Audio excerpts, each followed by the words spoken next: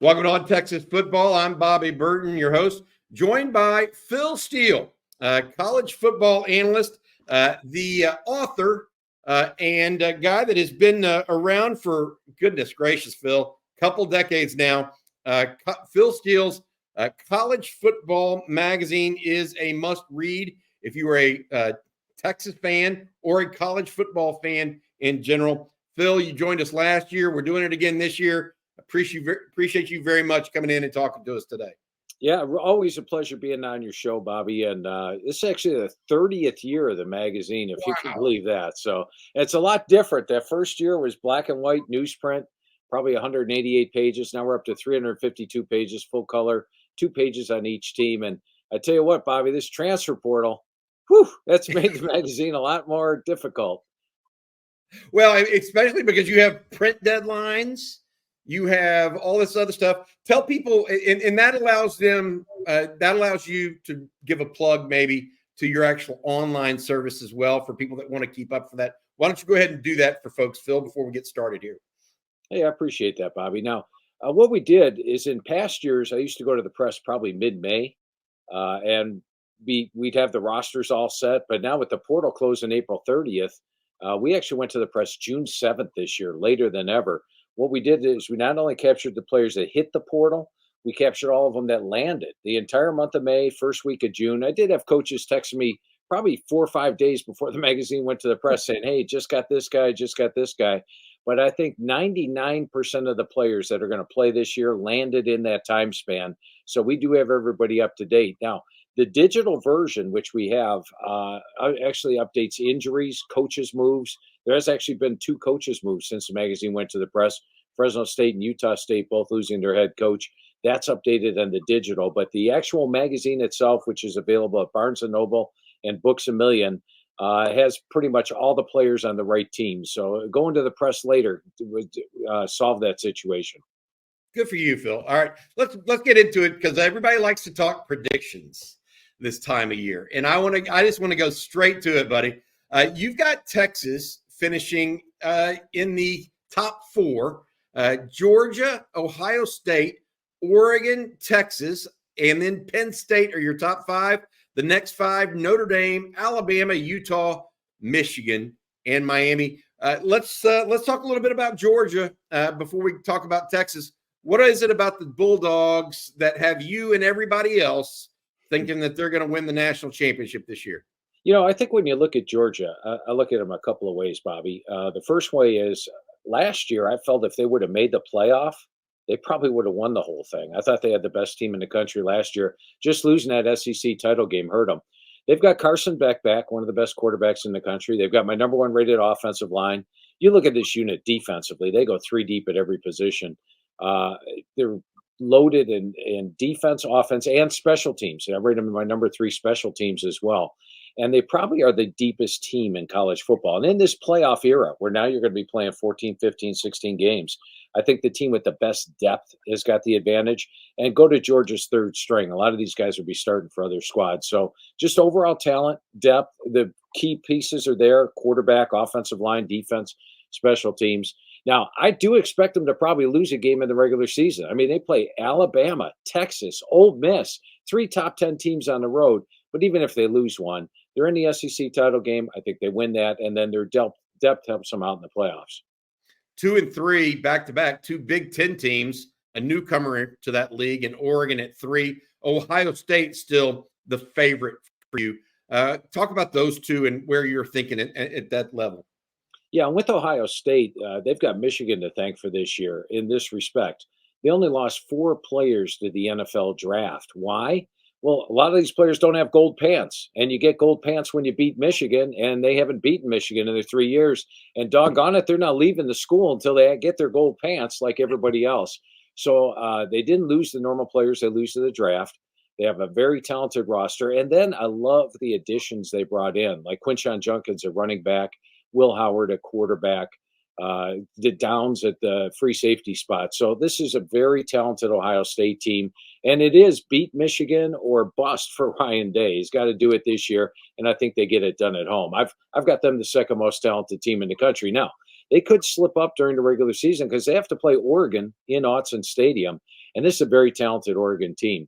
Yes, they lose Bo Nix, but they bring in Dylan Gabriel. And remember, when Bo Nix came in, he wasn't Bo Nix that left Oregon. So, Dan Lanning does a great job developing the QBs. They've got one of the best offensive lines in college football. They have my number one receiving core. The defense is solid. They're strong at the line of scrimmage. This is not Helfrich's Oregon team, which was all skilled players on the outside. This team is built inside at the line of scrimmage, and they get Ohio State at home in Autzen Stadium. They do have to travel to Michigan. That's going to be a tough game. But I think overall, when you look at Oregon, I've got them playing Ohio State in the Big Ten title game. And who knows, we may see them 3 times this year, once in the regular season, once in the Big Ten title game, maybe once again in the playoff. They're 2 very talented teams. Yeah, good stuff there. I think Oregon last year, was a tremendous team that just got mowed down by Washington. I say tremendous. They obviously weren't as good as Washington, but good team nonetheless. With Ohio State, the key, I think, there is going to be Will Howard. Is he good enough to lead them to the promised land? And having seen him at Kansas State, he threw a few too many interceptions. So we'll see how that works out. We'd like to thank our sponsor, Allegiant Digital Marketing. Are you looking for ways to grow your business? Save up to $2,500 in advertising by visiting allegiantdigital.com/ontexasfootball with Allegiant Digital Marketing today. Did you know that among the top 9 challenges business owners face, the most difficult ones include finding customers, increasing brand awareness, digital advertising, and lead generation? What if I could point you to a local homegrown agency here in Austin that could solve those problems for you once and for all? Take advantage of their Hook 'em Horn special and save up to $2,500 in advertising. Visit allegiantdigital.com/ontexasfootball to learn more today. It's headed up by UT grad and instructor of the UT Digital Marketing Bootcamp at UT Austin, Chad Markham. He's helped thousands of businesses overcome these challenges. Again, allegiantdigital.com/ontexasfootball. Let's go to 4 at Texas. The team that I cover, obviously, Phil, a young team in some spots, but veteran at the quarterback position and along the offensive line. What are your thoughts about the Longhorns? Yeah, I think when you look at Texas, first of all, great schedule in the SEC. One of the best schedules. They only have 3 SEC road games, and one's against Vanderbilt, one is against Arkansas, and the other one's against Texas A&M. So, yeah, first of all, Bobby, I'm excited about Texas A&M playing again, aren't you? Yes. But when you look at their schedule, dream schedule, and they avoid most of the big boys. And where they do play Georgia, they get them at home. They've got an outstanding offensive line. I love the quarterback room. In fact, it's the best quarterback room in the country this year. There are questions at the skill positions. They lose their top receivers and running backs from last year, but I like the overall talent they have. The defense looks solid. And like Georgia, they're solid on special teams as well. I think when you look at their schedule, you'd be hard-pressed to put them an underdog in any game, including the Georgia game, which they get at home. So I think talent and schedule, plus the fact they got to the playoff last year, so that experience factor helps them out as well. And I talked about Ohio State and Oregon maybe playing 3 times. We may see Texas and Georgia play 3 times, once in the regular season, once in the SEC title game, and once again in the playoff. These are some loaded teams this year. I've got to ask you this because I looked at the position unit grades for Texas that you put in your magazine. Tremendous work, by the way, with the magazine, Phil. Quarterbacks, you mentioned this. Texas has the number 1 unit grade. Running backs, 10. Wide receivers, 19. Offensive line, 2. Then you come back in defensive side of the ball, 18 with the defensive line, 4 at linebacker. And the interesting part about linebacker for you is you included the star position in that, which means Jahdae Barron, who is kind of that overhang nickel back. You put him in with the linebackers, and then defensive back at 16. Maybe the most surprising to me, but it's surprising because I don't really think about special teams as a unit being this strong at Texas. But you put the Longhorns at number 2 overall in special teams. Why did you choose Texas to be number 2 overall with special teams? Well, they were solid last year. They were one of the best special teams in the country last year. And yes, they lose their punter, but I like Michael Kern, the true freshman, coming in. They're solid at kicker. I believe the long snapper's back. Yeah, long snapper's back. So, it's a talented unit that Sarkisian puts a lot of emphasis on, and if you look at their special teams rankings of recent years, they're always up there. So I put them up there once again this year, putting a lot on the true freshman punter. Yeah, I look at it. Bert Auburn obviously I think he hit 19 in a row field goals a year ago. You've got him listed as a second team All-American. There are some other issues there. I thought one of the things that you said in your magazine, which was very prescient, is that Texas is recruited well enough at certain positions to help fill in the roster spots on coverage units. A lot of big time or bigger news publications wouldn't even talk about that. But I think the recruiting process and the number of recruits you get absolutely have a direct bearing on your ability to cover punts and kicks, et cetera. And so I thought that was good. One position that people might take issue with you on is at wide receiver. Texas, you ranked 19. They lost their top three. There's no doubt about that. Xavier Worthy, Jordan Whittington, and Adonai Mitchell all gone. But at wide receiver, 19 would feel a little low for Texas fans, given they added Isaiah Bond, Silas Bolden, and Matthew Golden, all fairly productive guys at other schools, to add into a true freshman in Ryan Wingo, who you have is rated as the fourth best freshman wide receiver, as well as Jonte Cook coming back. Where did you go? Why did you push Texas at 19 at wide receiver in your consideration? Yeah, I think the experience with the team might have been a factor. There are different factors that you look at in it, and if you're comparing this unit against another one, well, we've seen these players play with this team in this system, and not all transfers work out. I mean, sometimes you have a big expectation of a transfer, and it just doesn't pan out in the new system, the new coaching staff, and why did he transfer in the first place? That would probably be the biggest thing. No doubt the talent's there, but I need to see a little bit more on field at Texas. And like I said, I like the replacements they have at running back and wide receiver. And ranking them 19 for the guys they lost, that's still pretty good. Yeah, that's not horrible. To your point, right? You're not expecting failure. The thing that was interesting to me, as it relates to that grouping, et cetera, is Texas is replacing two real good standouts in Mitchell and Worthy with a group of guys that they don't know if they're going to be standouts, right? And so they're trying to do it by volume as opposed to necessarily eliteness. We'll see exactly what Isaiah Bond brings to the table, as well as those other guys this year. All right, that's going to do it for the unit position grades. Now I want to go back to what we were talking about earlier and the national rankings. The next team on your list outside of Texas, Phil, was the guys from Penn State. Your third top five team from the Big Ten. James Franklin really hasn't gotten over the top in State College. What makes you think this team is going to finish in the top five for them? Well, I like the talent. I like Drew Alar at the quarterback spot. Last year, he had a 25-2 ratio in his first year as a starter and got better as the season went on. You look at the running back core. I mean, they've got two of the best running backs in the country. The offensive line's improved.